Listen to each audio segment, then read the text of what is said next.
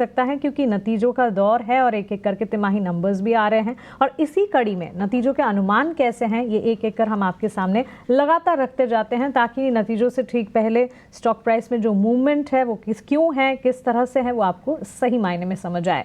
Bharat electronics limited company के नतीजे आने वाले हैं। इन नतीजों पर अनुमान लेकर हमारी सहयोगी रिया हमारे साथ जुड़ गई हैं।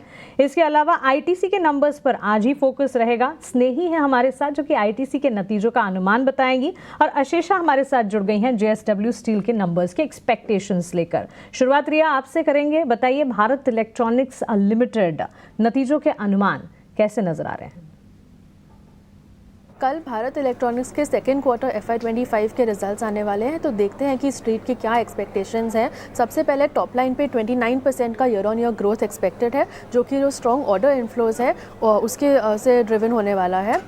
एबिटा मार्जिन्स की अगर बात करें तो 23% की एक्सपेक्टेशन है वर्सेस 25% जो लास्ट ईयर मार्जिन्स आए थे। फुल ईयर जो मार्जिन गाइडेंस है वो 25% पे है, तो इसलिए सेकेंड हाफ ऑफ FY25 में हम लोग थोड़ा और मार्जिन एक्सपेंशन एक्सपेक्ट कर सकते हैं। आगे जाके हम ये देखने वाले हैं कि ऑर्डर इनटेक पे क्या आउटलुक रहेगा कंपनी का, स्पेशली जो लार्ज टिकट साइज आइटम्स है जैसे कि QRSAM और MRSAM। और भी 2-3 फैक्टर्स हैं जिसके ऊपर हम लोग नज़र रखने वाले हैं। सबसे पहले है जो नॉन डिफेंस और एक्सपोर्ट बिजनेसेस में जो रैंप अप हो रहा है उसको हम लोग ट्रैक करने वाले हैं, और वर्किंग कैपिटल में अगर और कोई इम्प्रूवमेंट देखने मिलेगी उसके ऊपर भी नज़र रखेंगे। लास्टली एक की फैक्टर है जिसके ऊपर हम नज़र रखने वाले हैं, वो है जो इजरायली सप्लाई चेन डिस्रप्शन की वजह से ऑर्डर एग्जीक्यूशन पे इम्पैक्ट आया है, उसके ऊपर हम नज़र रखेंगे। ठीक है, बीएल को लेकर ये अनुमान रिया बता रही थी आपको।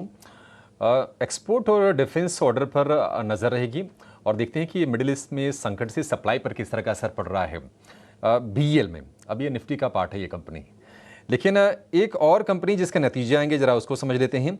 वो है मेटल सेक्टर की दिग्गज कंपनी जेएसडब्ल्यू स्टील। आशीषा हमारे साथ हैं। आशीषा बताइए किस तरह के आंकड़े आएंगे और ख़ास नज़र कहाँ पर रहेगी?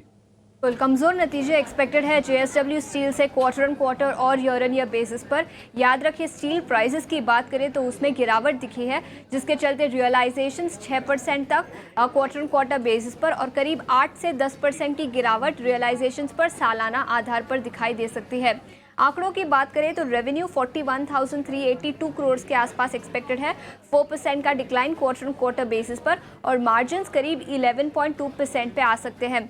एबिटा पर टन की बात करें तो वहां पर भी इम्पैक्ट इस क्वार्टर में दिखाई देगा। स्टैंडअलोन एबिटा पर टन करीब 7,500 रुपये पर टन के आसपास एक्सपेक्टेड है, 10% का D growth quarter on quarter basis पर। कमज़ोर स्टील प्राइसेस के चलते एबिटा पर टन में गिरावट दिखेगी।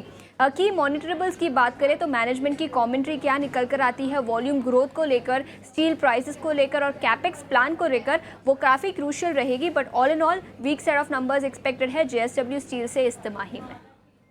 ओके, सो जेएसडब्ल्यू स्टील कमज़ोर नतीजों का अनुमान यहाँ पर मिल रहा है, लेकिन घरेलू और ग्लोबल वॉल्यूम आउटलुक और साथ ही केपेक्स टाइमलाइन पर भी नज़र रखनी होगी।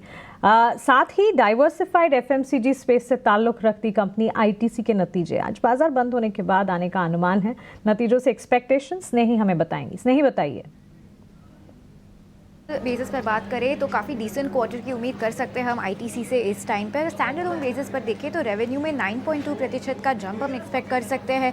एबिटा में भी 7.5% का अपटिक हम एक्सपेक्ट कर सकते हैं। अगर हम नेट प्रॉफिट देखें तो इसकी भी बढ़ने की का अनुमान है 5,079 करोड़ कंपेयर टू 4,926, 3% से थोड़ा ही ज़्यादा बढ़ने का अनुमान हमने यहाँ पर भी रखा है। अगर हम एबिटा मार्जिन की बात करें तो यहाँ पर हल्का सा प्रेशर हम देख सकते हैं, क्योंकि 35.6% की उम्मीद है इस टाइम कंपेयर टू 36.5% जो कि Q2 लास्ट ईयर का फिगर था। तो ज़रा सा ड्रॉप हम एबिटा मार्जिन पर देख सकते हैं। और इसका कारण हो सकता है कि जो टबैको का लीफ है इसके भाव में इन्फ्लेशन दिखा है, और कंपनी का जो पेपर बोर्ड का बिजनेस है उसने भी बहुत अच्छा परफॉर्मेंस नहीं दिया है इस क्वार्टर में। तो इन दोनों कारणों की वजह से एबिटा मार्जिन स्लाइटली प्रेशर में हो सकता है।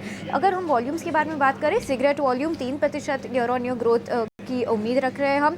सिगरेट एबिट में 5% ईयर ऑन ईयर की उम्मीद है और FMCG बिजनेस ओवरऑल की बात करें तो 6.5% ऊपर और एबिट मार्जिन FMCG बिजनेस का 8.5% ईयर ऑन ईयर की अपटिक हम रख रहे हैं। होटल्स बिजनेस की बात करें तो लगभग 10% का ग्रोथ और उसका एबिट मार्जिन 20% पर हमें दिखाई देगा।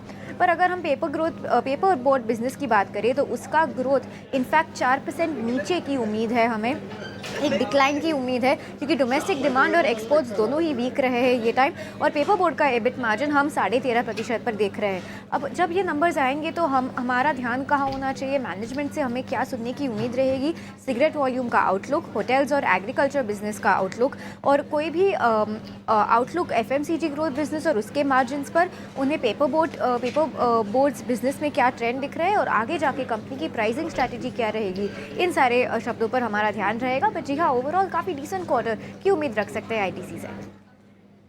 स्नेही, आशीष और रिया, आप तीनों का शुक्रिया नतीजों के अनुमान हमारे बीच पेश करने के लिए। ITC, JSW स्टील और साथ ही BEL के नंबर्स पर नज़र रहेगी। नंबर्स से ठीक पहले अनुमान आपके सामने और स्टॉक प्राइसेस में भी अगर आप देखें मोमेंटम कुछ खास तीनों में नहीं नज़र आ रहा है। शेयर है जिस पर नज़र होनी चाहिए श्रीराम फाइनेंस और ये स्टॉक 50 डीमा को रीगेन करने की फिराक में है और नतीजे आने वाले हैं कंपनी के। कल नंबर्स आएंगे, नंबर्स कैसे रह सकते हैं। करंट लेवल्स पर करीब 1.5 से 2% तक की तेजी आज के सत्र में दिखाता हुआ नतीजों के अनुमान आइए समझ लेते हैं हमारे सहयोगी वरुण दुबे से। वरुण, बताएं श्रीराम फाइनेंस नंबर्स से क्या एक्सपेक्टेशन है? देखिए, श्रीराम फाइनेंस के नंबर्स अगर आप देखेंगे तो ठीक ठाक नंबर्स देने वाले हैं। हमारा अनुमान है कि कंपनी के NII में करीब 20% के आसपास की बढ़ोतरी होगी। प्री ऑपरेटिंग जो प्रॉफिट है उसमें करीब 16.5% के आसपास की बढ़ोतरी होगी और मुनाफा जो है 18.5% बढ़ेगा, 2074 करोड़ रुपए के आसपास आने का हम अनुमान लगा रहे हैं।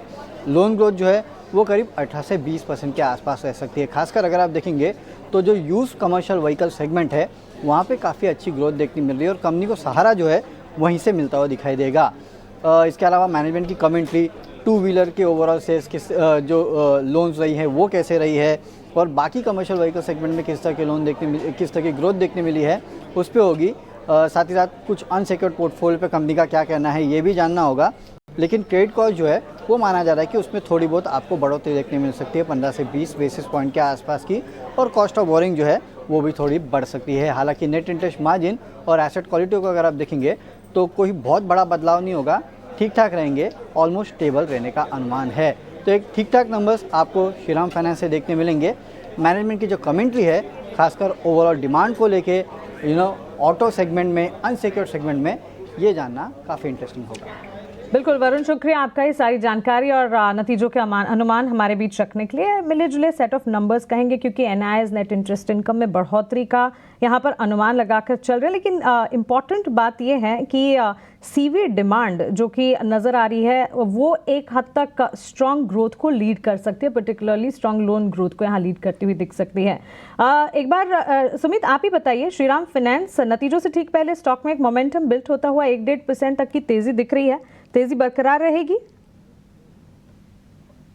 देखिए, ये वीक में ही स्टॉक ने 3 से 4 बार सेम सपोर्ट से ही बाउंस का ट्राई किया हुआ है, 3150 टू 3160।